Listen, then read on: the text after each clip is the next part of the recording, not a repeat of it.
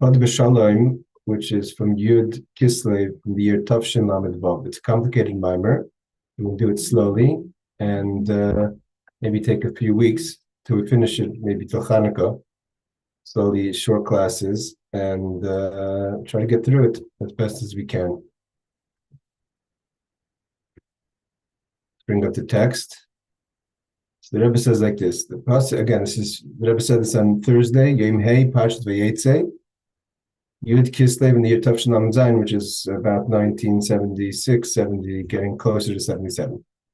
The pasuk, this is because Yud Kislev is the day of the liberation of the Mittel Rebbe. So it says, Padah Besholom nafshi mikrovli kibiravim hayimadi. The pasuk is in Tehillim, chapter 50. That Padah Besholom nafshi, that my soul was redeemed Besholom in peace, peacefully. Mikrovli, from the krav, it's literal translation, is from the battles or from the disturbances. Kibiravim hayimadi, either that there are many people against me or many people with me, depends how you translate the pasuk. The Rebbe says, this verse is part of the Shir of Tillim of the Chodesh. Means if one says, according to the Takanah, to say the Tillim on it's chapter 55. One who says as we're supposed to say the Tillim according to the days of the month. So chapter 55, Nun Hey, is Yom Asir Chodesh, is the first chapter of the 10th day. What we need to be done in our case, Mashir Yud Kislev, which is today, the day of the Rebbe's liberation, of the Mittel Rebbe's liberation, was on the 10th of Kislev. So the pasuk of Padah Besholom nafshi is part of the day of liberation. We know that this is the verse that the Alter Rebbe said when he was redeemed on the 19th of Kislev, because it was on a Tuesday. So it's also according to the Shir of the day of the week. And the Mittel Rebbe is also saying this pasuk Padah Besholom nafshi on the 10th of Kislev when he was redeemed. Okay, now, as the Rebbe says here in the Maamar, as is explained by the previous Lubavitcher Rebbe, Friedrich Rebbe, that he says that the Alter Rebbe so too also applies to the Mittel Rebbe, the one who took over the leadership from the Alter Rebbe. That known as the Mittel Rebbe, the Rebbe who was in between. He was called the Mittel Rebbe because he was between the Chassidim that lived through the life of the Alter Rebbe, the Mittel Rebbe, and the Tzemach Tzedek. Shahayoim, meaning the day that the Rebbe is saying this Maamar in 1967 or 66. The day of his redemption. Again, the Mittel Rebbe's day of redemption is on the 10th of Kislev.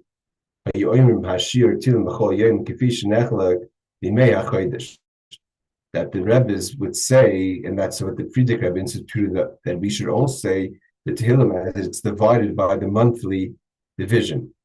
And also on top of that, in Mizman, sometimes, not always, seems like by Betkupas you do as a certain situations, by Sifu Bamir's Tillim al Shir Zeh, they would add, besides saying the monthly, they would add sometimes the weekly. The Alter Rebbe was then in a crisis, in prison because of spreading Hasidus. So the day that he was released was a Tuesday. He was also saying the Shir Shavua, means if you divide the Tillim into 7 days, not the 30 days. Beis Masari and on the day of Yud Kislev, he was saying by Safa al Shir Achachi, the Rebbe says he was said also the monthly chapters. But also, because of the crisis, he added to that also the weekly division of the Tehillim. And he was redeemed on a Tuesday. So he was saying the verse of Padah Besholom, which is connected to the idea of the redemption. Padah means from the word Padia, to be redeemed. The day that the Alter Rebbe was released, which is obviously not every year this way, that the 19th of Kislev falls out on a Tuesday. But the year that he was released, it fell out on a Tuesday. Like the Rebbe says, Tuesday is the day that says 2 times Kitov. So the Alter Rebbe was saying Padah Besholom. So what we have over here is that the pasuk Padah Besholom is connected to the redemptions of the Mittel Rebbe and the Alter Rebbe. It's explained. And Maamar Padah, excuse me. The Mittel Rebbe explains about the pasuk Padah Besholom, which is in chapter again, first that's the middle of chapter 55. Sorry. So he says, what's the analyzation of the verse? Okay, it's a non-edited Maamar, so it's kind of the way the Rebbe said it. That the points that we're trying to understand in the verse is what David HaMelech is saying. Of course, this is the chapter from David HaMelech of Tehillim, that the redemption that he had was in a way that the redemption came in a peaceful way. It means you could have a sichsuch, you could have a fight, a war, a battle, where you beat the other side. Here he says that the B'diya, how to redeem in the situation, was in a peaceful way. The redemption is in a peaceful way.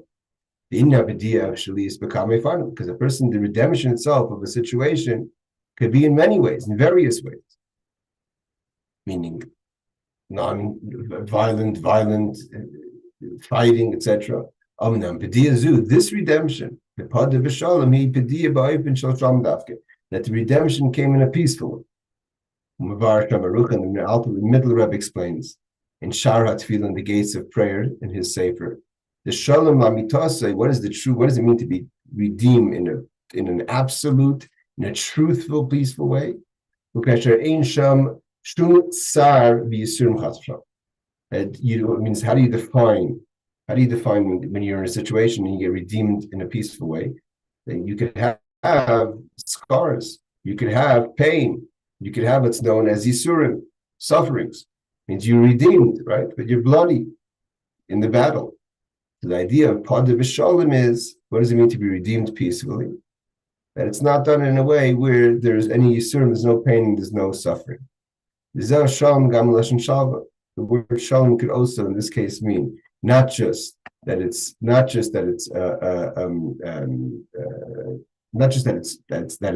peaceful, but also in the way of peace or completion. Shalom could also be completion, but also that it's in the way of shalva and tranquility.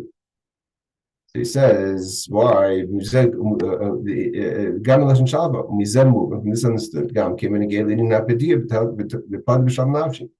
That what does it mean that there's redemption through peace?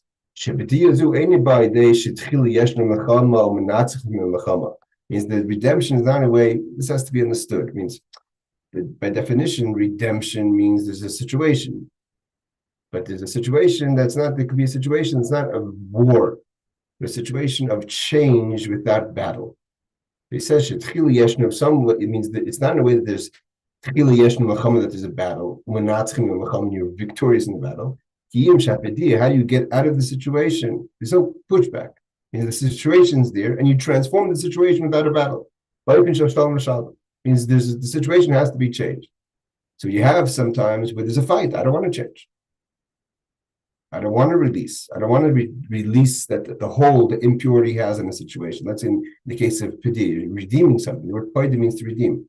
A force could hold something, and the force that's holding it says, I don't want to let go.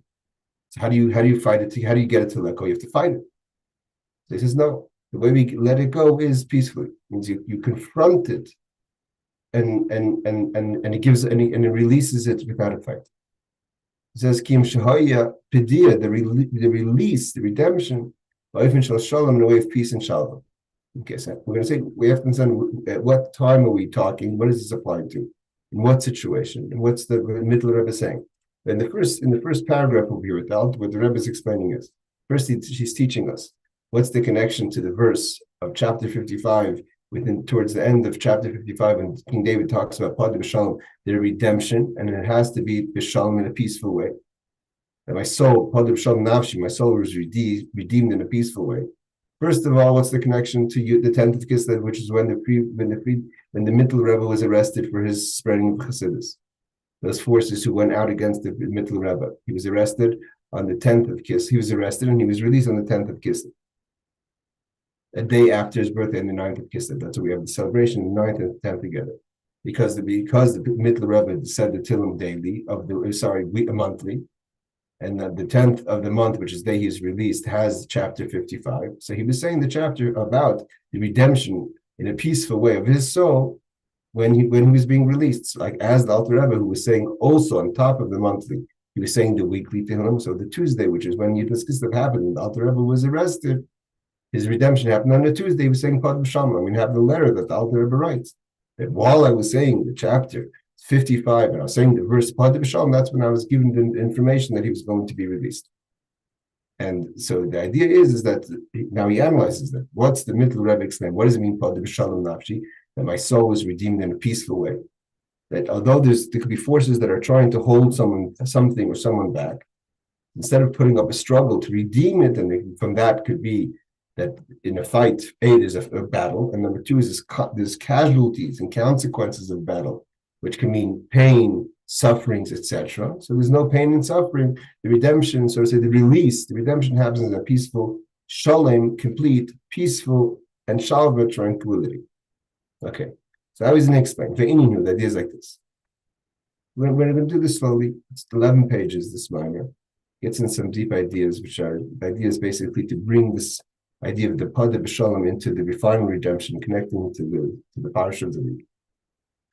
So we need with ideas like this. Again, today's the 4th of Kislev, so the 10th of Kislev is going to be this following Sunday. So the 9th is the birthday and the yahrzeit of the Mittel Rebbe.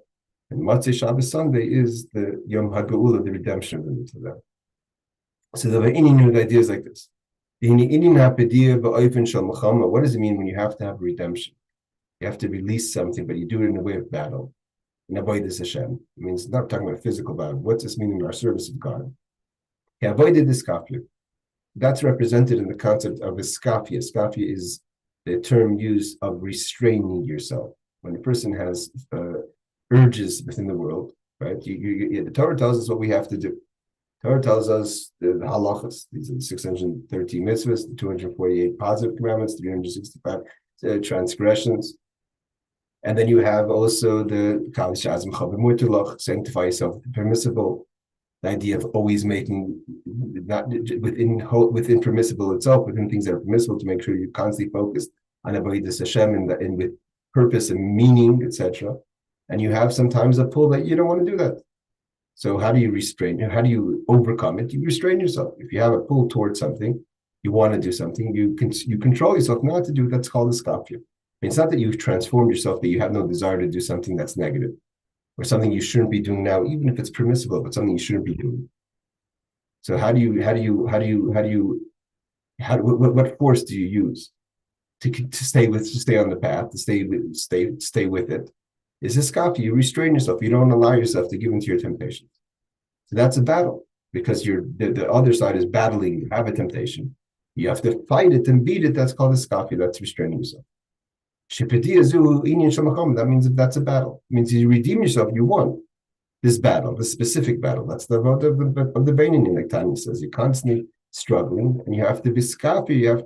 You have to restrain yourself. So that's a battle. When you're coming, when the approach is, when the way you could win this moment is through restraining yourself. Nishares adayin mitzia shalom. The opposite side, the force of the pull towards the negative, towards what you shouldn't be doing, is still there. You just beat it. That's battling against what holiness wants you to do at this moment. But it nullifies itself in this victory. At least in the action, maybe your heart and desire still wants to go. You maybe haven't transformed the emotional connection to that thing that you're restraining yourself. But action, you don't act on it. So in the Maisa, at least in the action, you've won this battle. The Maisa week, at the end of the day, comes down to action. Did you do what you're supposed to do? The restraining yourself doesn't only mean restraining yourself against a transgression. It's also a mitzvah saseh. You don't want to give tzedakah. You overcome the blockage that you don't want to give tzedakah, and you give yourself tzedakah. So that's also a skafia. That's a skafia in the positive. You daven. You go to shul. You learn, right? The Avodah Hashem. So even there, you're learning a little more, different levels of the skafia. So the ma'aseh then comes down to the action. Did you do it? Didn't you do it? Did you not do it? Did you not do what you shouldn't be doing? Did you do what you should be doing? Although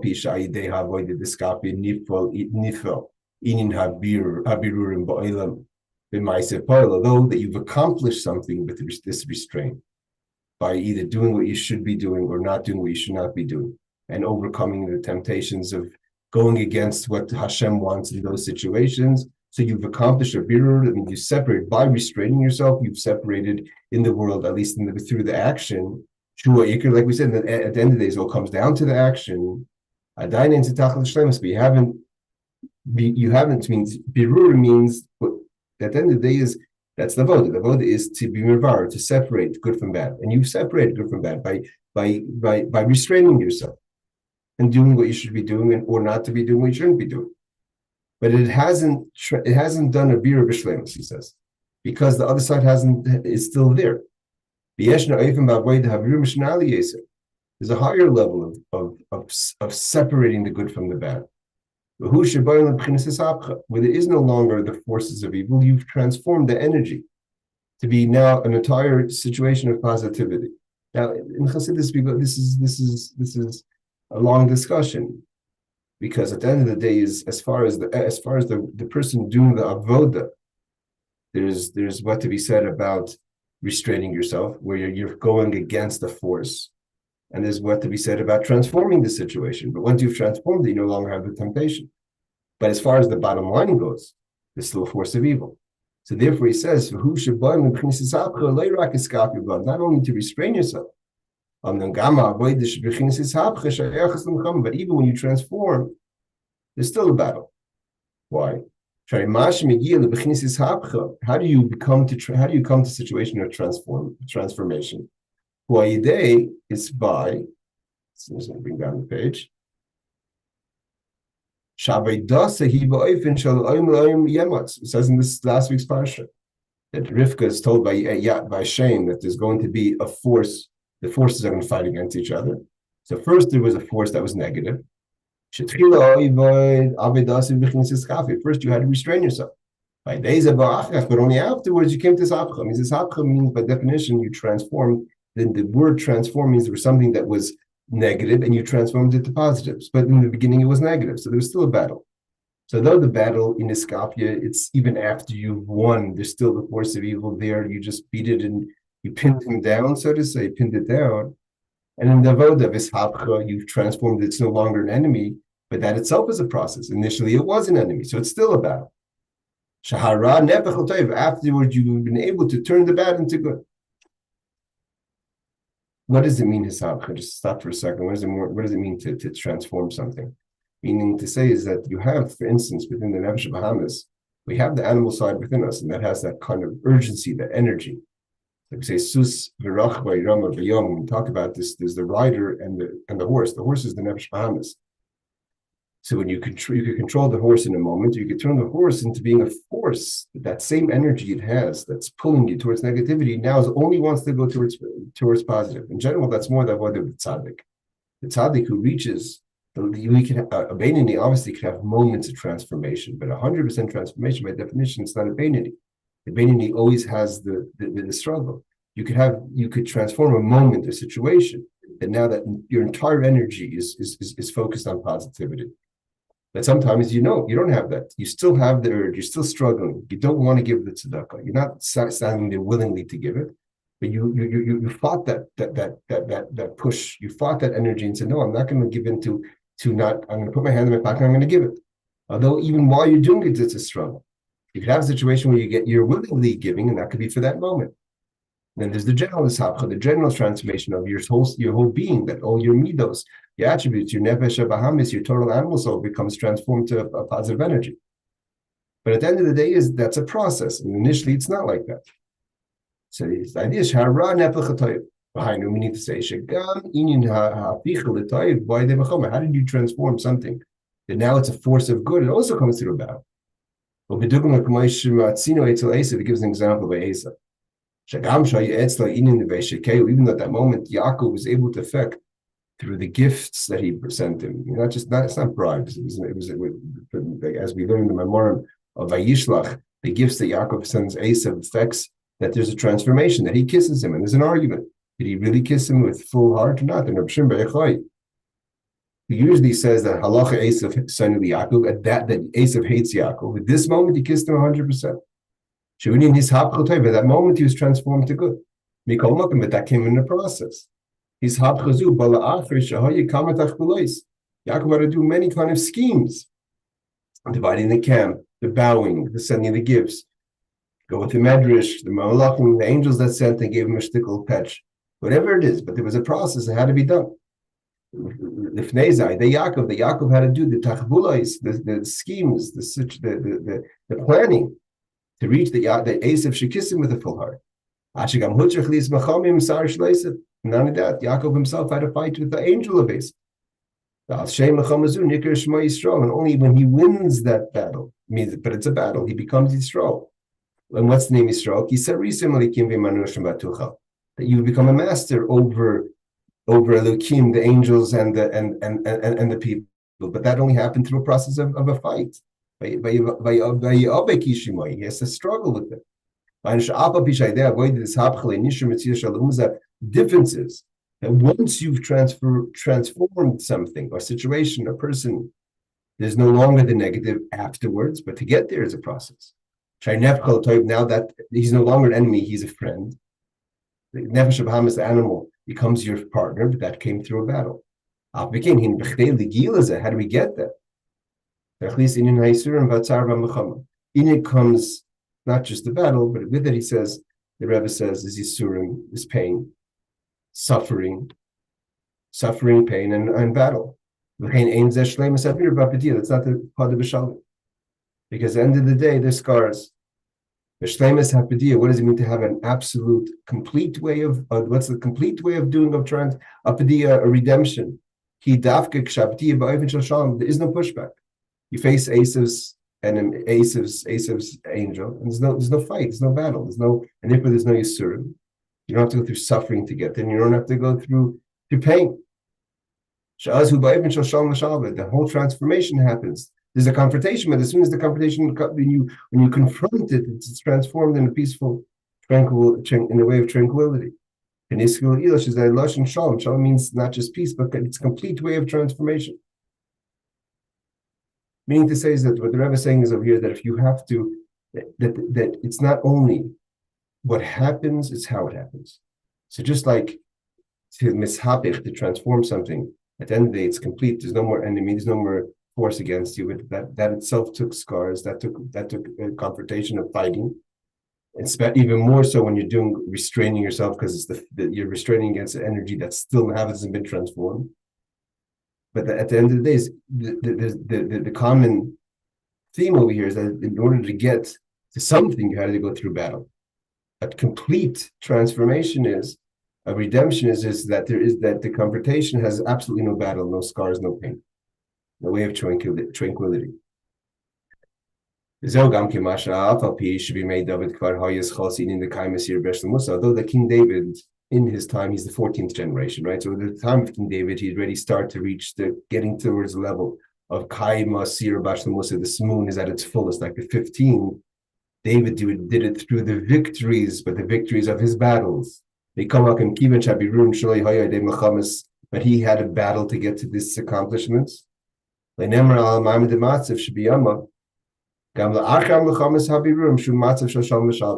days, even after the ends of his victories, towards the end of his life, when he already accomplished all these victories, we don't call his days of peace and tranquility, because to get there, there was a lot of blood spilled, there was a lot of suffering, there was a lot of battles.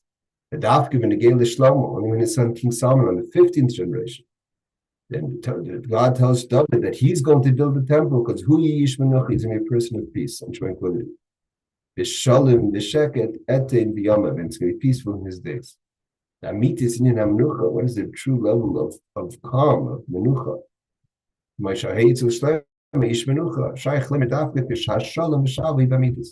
The true level of peace and tranquility and menucha, calmness, that he was able to achieve is only Shlomo Melech, because he did it without battle. There was no battles at all. The time transformed to a peaceful menucha, calm time. And then why wasn't there any battles? Because there was no enemy. The enemy was totally transformed by the being of Solomon without Shlomo Melech having to fight for it. That means the person who you would have to battle is no longer an enemy. You can't even say transformation. There's no transformation. There was no enemy. As soon as Shlomo Melech wants to do something, he does it. Because there's no idea of an enemy, no force that's fighting against. Right, let's stop here. He's going to go into the next. We'll stop here. And he's going to continue the Maamar. He's going to get into the idea of what is the peace and how it applies to this week's parsha, the Yud Kislev, to the final redemption. Thank you so much for joining. As Hashem will continue tomorrow.